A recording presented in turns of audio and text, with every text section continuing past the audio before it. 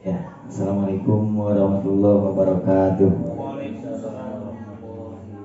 Para guru yang saya hormati dan juga Bapak cintai, dan juga terima kasih sudah bisa mengikuti kegiatan yang Bapak canangkan, yaitu tentang kegiatan modul ke 1.4 ya, tentang aksi nyata, itu memberikan pemahaman kepada orang lain, dalam hal ini kepada para guru.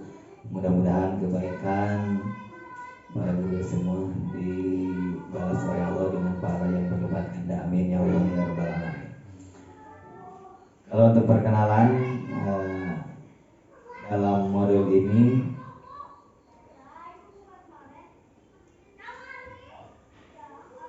ya, sebelum ke modul ini perkenalan dulu bahwa saya sebagai calon guru penggerak yang sedang melaksanakan PPG, pelatihan pendidikan guru penggerak ya. Ini selama 6 bulan. Sekarang tibalah kepada sesi terakhir modul 1, yaitu tentang pemberian pemahaman kepada orang lain tentang apa yang telah didapatkan dari pendidikan guru penggerak. Saya U Herman dari SDN Padang Jaya, Kecamatan Camaka, Kabupaten Cianjur, Provinsi Jawa Barat, angkatan ke-9. Dalam hal ini di modul 1 akan membahas tentang filosofis pendidikan nasional Ki Hajar Dewantoro yang berkontribusi banyak untuk pendidikan di Indonesia. Dengan semboyan, apa semboyannya? Ing ngarso sum tulodo ing madya mangun karso tuturi handayani.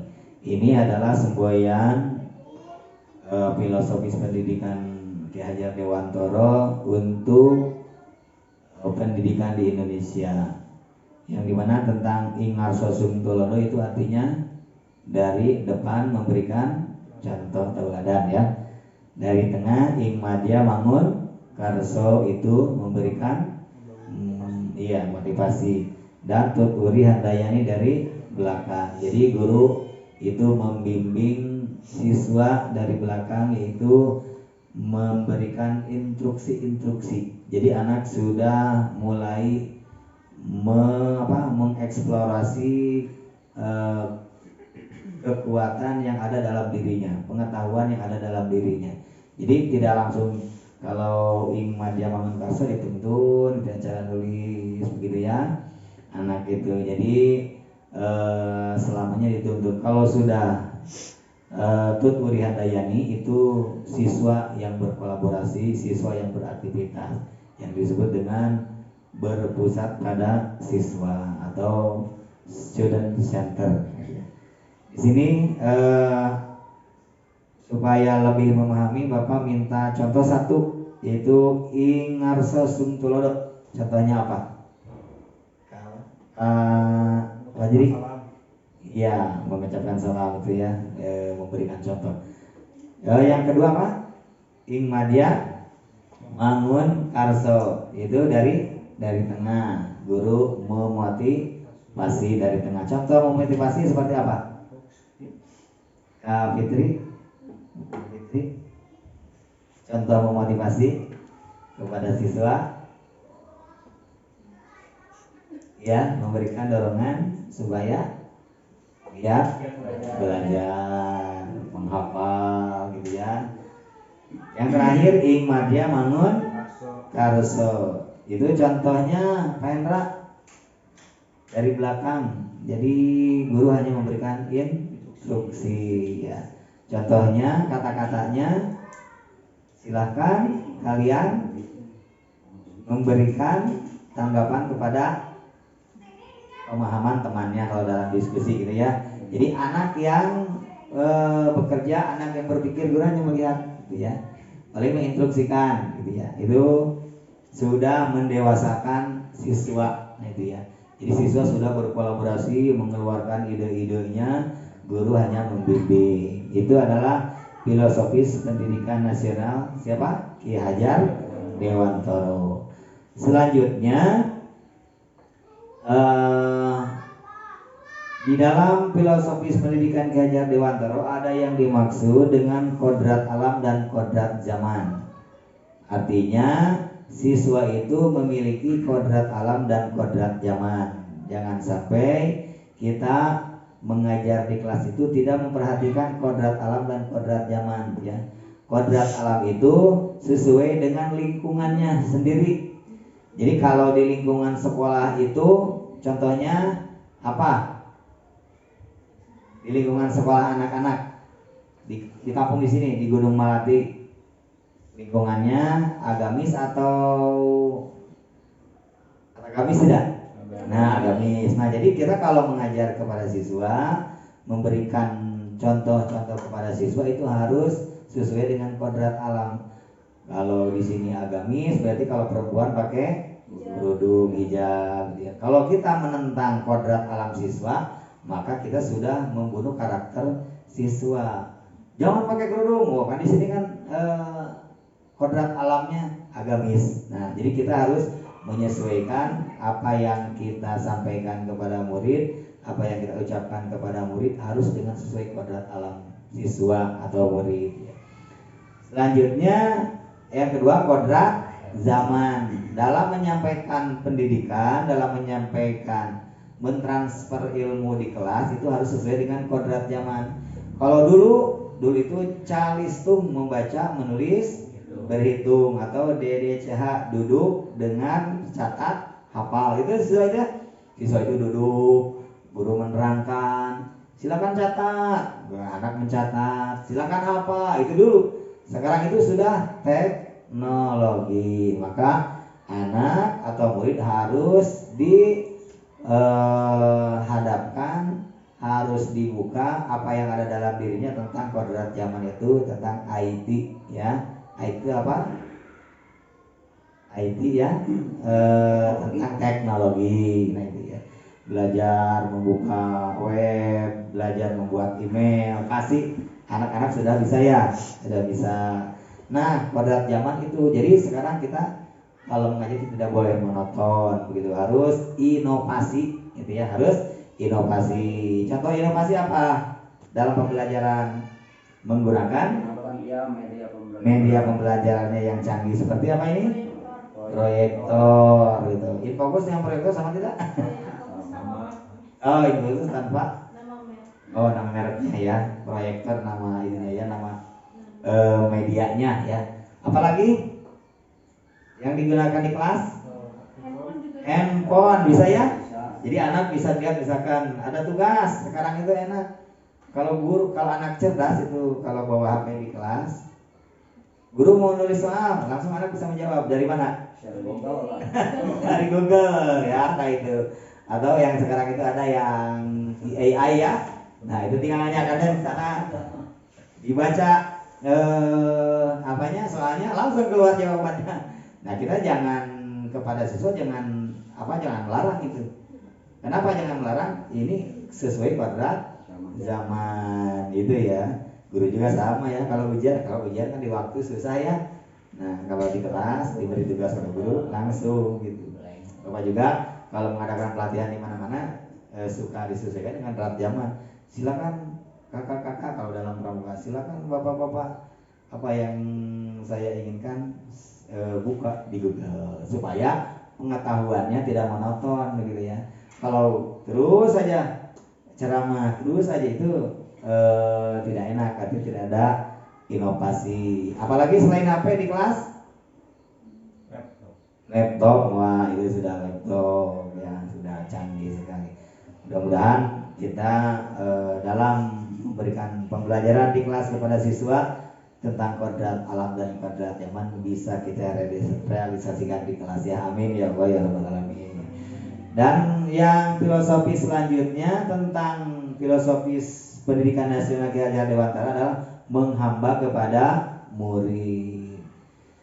Menghamba kepada murid, ada yang paham sebelum dilanjutkan? Belajar berpusat kepada murid. Jadi kalau istilah dulu jangan dihuapan, ayo dihuapan gitu.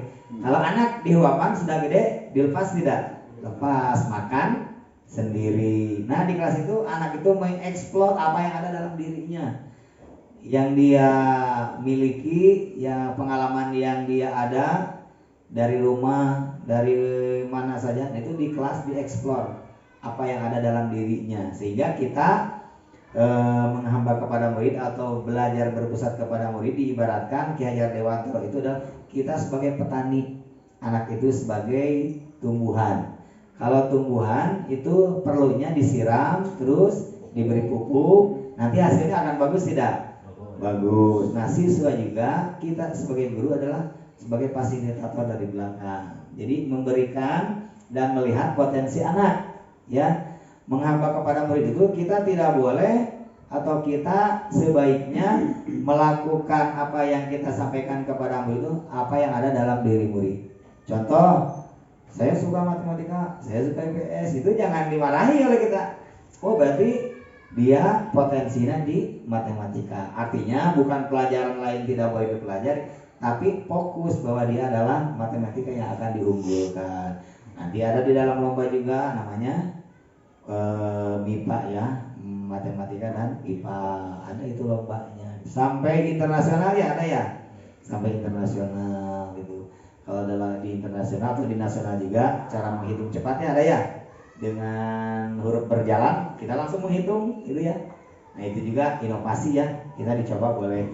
Kalau secara sederhana juga bisa 1 ditambah 2 tambah 5 tambah 6 tambah 7 tambah 8 tambah 9 tambah 2, itu bisa. Itu menghitung cepat. Kalau internasional itu memakai huruf berjalan apa namanya? Ya, huruf berjalan digital itu ya. Langsung anak menghitung, di situ ada angka, langsung dihitung sendiri, jawabannya harus sesuai dengan apa yang ada di kamera itu ya, atau yang ada di depan gitu. Nih, kembali mengapa kepada murid bahwa kita dalam proses pembelajaran harus memperhatikan keinginan murid, harus memperhatikan apa potensi murid. Jadi menghamba kepada murid kita tidak baik kalau kita memaksakan kehendak kita, ya. Itu yang berpusat kepada contoh. Coba Kak Fajri contoh menghamba kepada murid atau contoh di kelas pembelajaran berpusat kepada murid. Contohnya apa? Melaksanakan apa? Diskusi, ya bisa. Apa lagi? Fitri?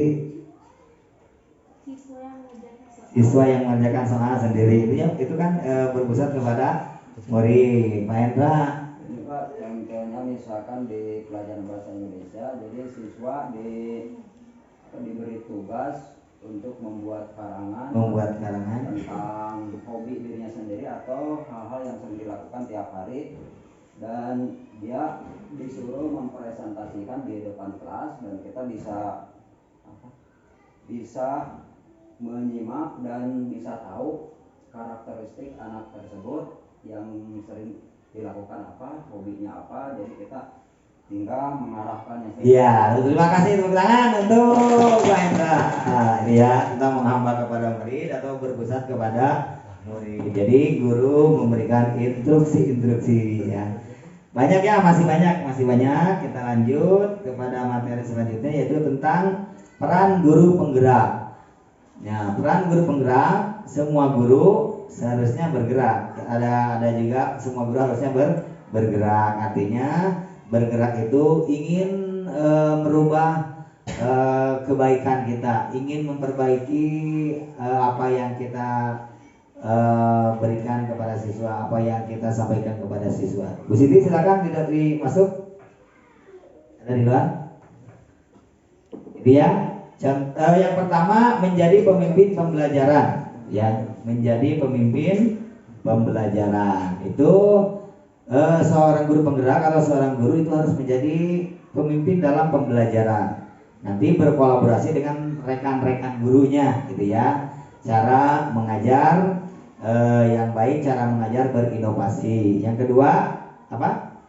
Menjadi coach bagi guru lain. Seperti di dalam main bola itu ada coachnya ya, supaya permainannya terarah dan maksimal.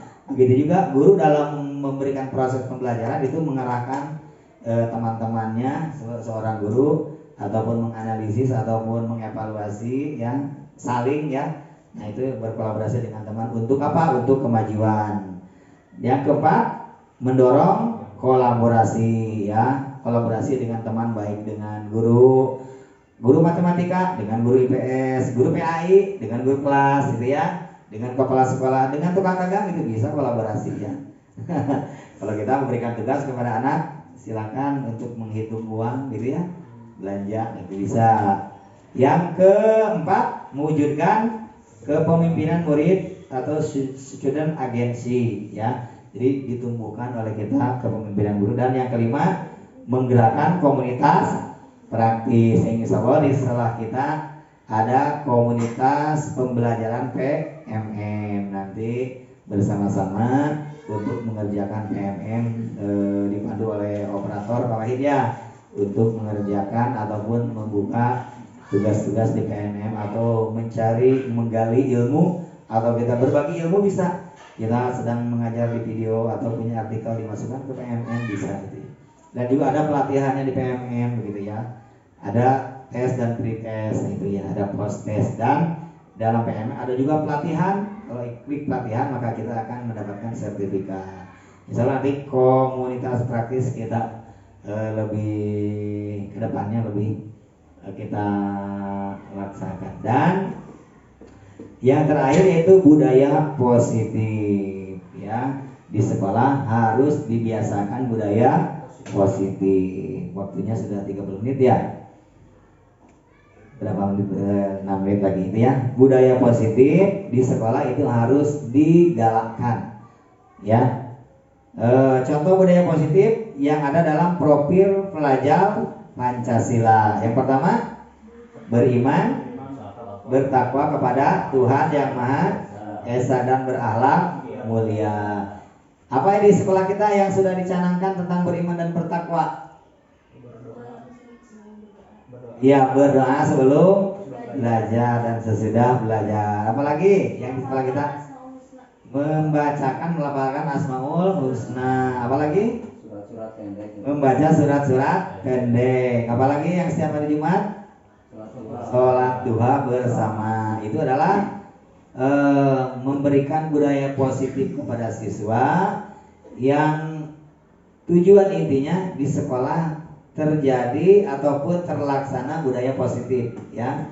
Dan juga nanti supaya anak terbiasa melaksanakan budaya positif, baik di lingkungan sekolah ataupun di lingkungan di luar sekolah, di masyarakat. Akhirnya menjadi kebiasaan positif. Itu yang diharapkan ya. Kalau anak sudah berbicara positif, berbicara yang positif gitu ya, apalagi melakukan hal-hal yang positif, terbiasa positif, nantinya anak itu akan menjadi karakter anak ya. Dan berakhlak. Yang kedua apa? Mandiri, mandi sendiri bisa ya. Dalam belajar juga mandiri. Jadi tidak mengandalkan yang lainnya. Misalkan nyontek, tidak. Itu kalau mandiri sudah kelihatan anak-anak mandiri, para murid mandiri, wah itu sudah berhasil seorang guru ya. Itu dibiasakan budaya-budaya positif dalam profil pelajar Pancasila. Apalagi bernalar kritis. Jadi jangan sampai kalau ada siswa atau murid yang mau bertanya itu jangan ditahan gitu. Ya. Jadi supaya kritis apa yang kita lakukan, kalau memang tidak sesuai, anak memberikan tanggapan, kita harus menerimanya ya. Nah itu kita harus buka dan gali potensi anak bernalar kritis gitu ya. Yang keempat, berkebinekaan global, itu dengan kita berinovasi teknologi informasi ya. Nah, itu alhamdulillah sudah berjalan ya, dengan menggunakan HP ya, internet dalam proses pembelajaran. Yang kelima, bergotong royong. Itu budaya-budaya positif yang apa yang perlu kita gali, yang perlu kita laksanakan di tingkat sekolah, yang nantinya akan terbiasa di masyarakat dan nanti juga akan menjadi karakter seorang siswa. Banyak lagi ya budaya positif selain di profil pelajar Pancasila, banyak ya. Apalagi berbicara yang sopan, berkata-kata tidak kasar, gitu ya. Itu budaya positif ya.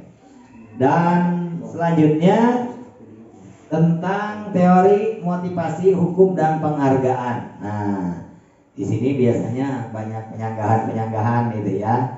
Teori tentang motivasi, hukuman dan penghargaan.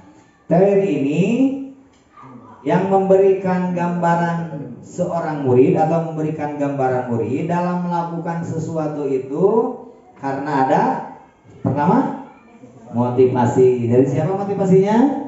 Dari guru, terus dari orang tua, dari siapa lagi di sekolah? Dari temannya, dari kakak kelasnya ya, dari adik kelasnya. Ada juga motivasi dari diri sendiri. Nah ini motivasi itu adalah termasuk daripada eksternal ya, jadi dari luar yang mempengaruhi kepada siswa. Mudah-mudahan yang dipengaruhinya kebaikan gitu. Yang kedua hukuman ya, anak melakukan kebaikan karena takut dihukum. Ini yang ketiga penghargaan, anak melakukan kebaikan karena ingin ada hadiah itu ya, ingin ada hadiah. Contoh, beri contoh dalam anak melakukan kebaikan dari motivasi teman. Contohnya apa?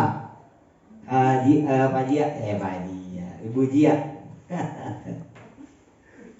Contohnya anak melakukan kebaikan karena ada motivasi, boleh motivasi dari teman, boleh motivasi dari guru, gitu. Ya,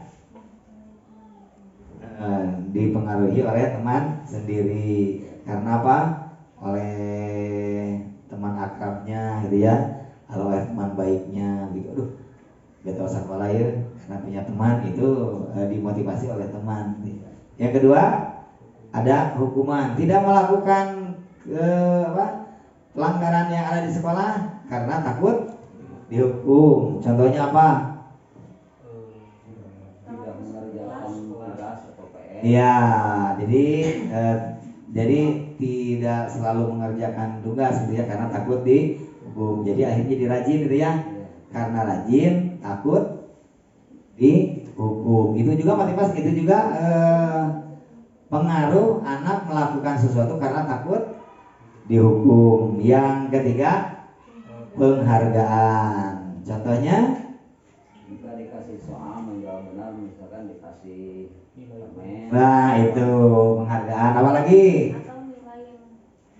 nilai yang lebih baik dari yang lain. Jadi mendapat penghargaan dari gurunya, temannya itu ya. Apalagi kalau samen kenaikan kelas ya, ada yang ranking 1, 2, 3 mendapat hadiah. Itu adalah penghargaan. Menurut teori ini ya, yang ada yang mempengaruhi kebaikan, yang mempengaruhi tidak melakukan kesalahan, menurut teori ini adalah semuanya akan membunuh karakter siswa. Kenapa? Karena melakukan kebaikan ingin dihargai, tidak melakukan kesalahan karena takut dihukum ya. Rajin sekolah karena ada yang memotivasi. Kalau sudah usia SMP itu ada pacar gitu ya. Kalau sudah kuliah, nah itu karena semangat ke sekolah, motivasinya dari teman gitu ya. Punya pacar 5 gitu semangat itu ya. Nah itu menurut teori ini itu akan membunuh karakter siswa, akan membunuh karakter murid. Jadi semuanya ini motivasi, hukuman dan penghargaan itu termasuk ke dalam ekstrinsik ya, pengaruh yang ada dari luar kepada siswa. Yang diharapkan adalah pengaruh dari dalam diri siswa. Siswa melakukan kebaikan karena dirinya. Siswa tidak melakukan kesalahan karena dirinya. Nah, kalau sudah timbul dari kebaikan diri sendiri, itu yang diharapkan. Silakan masuk, Pak Eli. Ya. Bu Siti mana tadi ada? Nah, itu ya. Jadi menurut teori ini adalah membunuh karakter siswa.